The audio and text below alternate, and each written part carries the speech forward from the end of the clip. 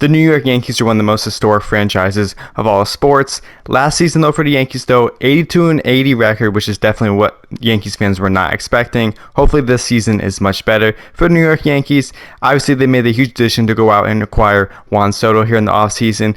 And now we're going to be kicking things here to MLB The Show 24 with the start of my New York Yankees franchise series.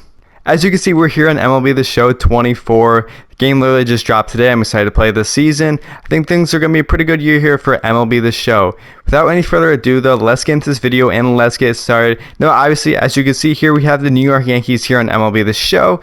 Aaron Judge, of course, is a 99 overall. He did miss a lot of time last season. He only played 106 games last year compared to 157 games the year prior. 62 home runs that year. It's crazy. 37 still last season. Hopefully, we get a healthy year out of Aaron Judge this season. That would be incredible. Garrett Cole, literally the news just came out, so he's going to be missing about 1 to 2 months this season. I think it's more like a UCL strain in his arm. No Tommy John, which is good for the Yankees.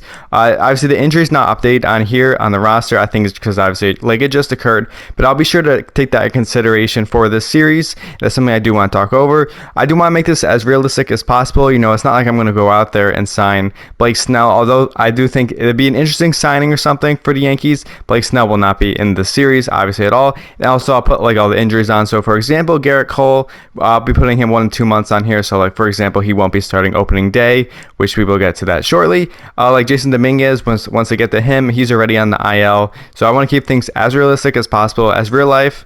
So yeah, and then the big addition here in the offseason, the Yankees acquired Juan Soto from the San Diego Padres. They sent out a huge package, including Michael King, to the San Diego Padres. It'd be amazing for the Yankees to have Juan Soto play 162 games this year, put up similar numbers to last season. Absolutely incredible career so far for Juan Soto, and it should be interesting to see how things go out here. Obviously, you're expecting like 275 again, 35 home runs, had that on-base percentage over 400. He has not had it below 400 his entire career, which is just absolutely exceptional. So hopefully a big season for him, for Soto, and hopefully things go well for that. Obviously, Clay Holmes is our reliever. Nothing else to say about that. Gleyber Torres is going to be a free agent after this season, so that's going to be interesting to see how that plays out. Obviously, he had a much better year last year than he did a couple years ago. So look at this, like in 2020 here, obviously the shortened season, but the thing is though, in 2021 there, it was not a good season for him at all. The last 2 years have been better for him, so it'll be interesting to see how things go down here, especially he is a free agent after the season. As you can see right there, he was only under contract for the 2024 season. So I'd be interested in re-signing him, but you never know how this goes down. Nestor Cortez is a very interesting one here, to say the least. The year prior, he was an all-star, 2.44 ERA for the Yankees. Last season, though, obviously it was riddled by injuries for him. 4.97 there is definitely not what you like to see at all. So he needs a big bounce back season for him. It looks like he's under contract for this year. He's got arbitration for next year. So let's see how that goes down. Marcus Stroman is another one that the Yankees signed here in the offseason to a 2-year contract. So this should be interesting. He was actually very exceptional like prior to the All-Star break last year. Then the wheels kind of kicked off for him. He's been at some ups and downs so far in his career, but I'm excited to see how things go down.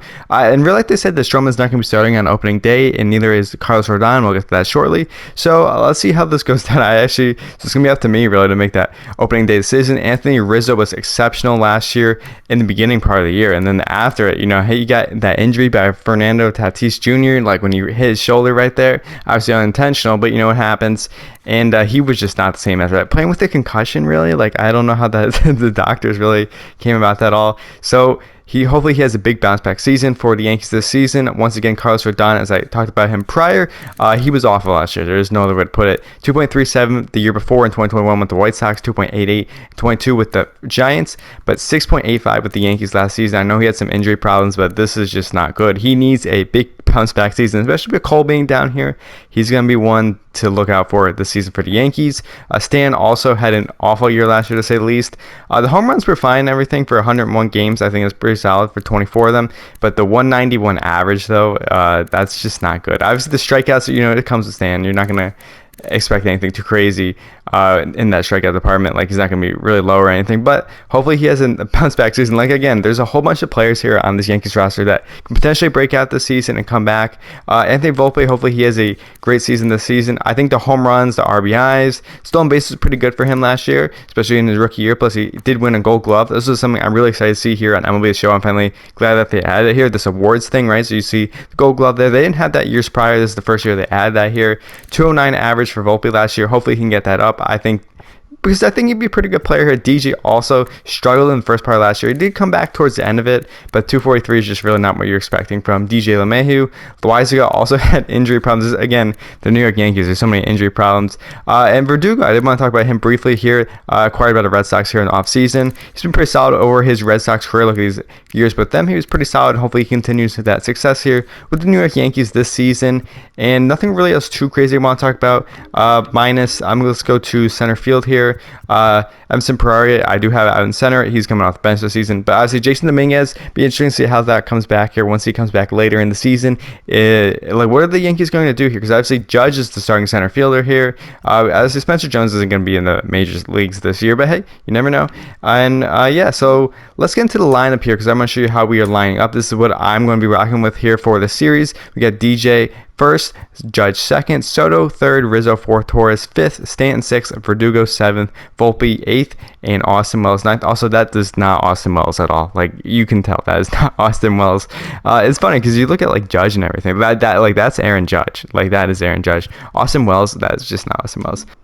Also, something I want to talk about is budget-wise here. Now, obviously, we're negative in budget right there. Obviously, $22.96 million in the hole. That's not good for us. We got some big contracts on our hands. Obviously, Aaron Judge's huge contract right there. Cole has a big contract here for the rest of his career. Juan Soto is going to be a free agent after the end of the season. I'm going to be doing everything in my power to make sure that Juan Soto stays on New York Yankees. Carlos Rodon has a huge contract as well. Obviously, the way things have been going, that's obviously not the best because he did not play well last season. $27 million. That is not good for us. Rizzo has a big contract as well for this season. Next season, Stanton's got that huge contract as well. Imagine paying $31 million to Stanton in 2028. I mean, I don't even want to think about that. I know there's like some buyout option in real life. I don't know if that's applied here in the game, but we'll see how this goes down. But either way, the Yankees, obviously, although the Yankees and you have you could have unlimited money and everything. I mean, you have to spend that money wisely.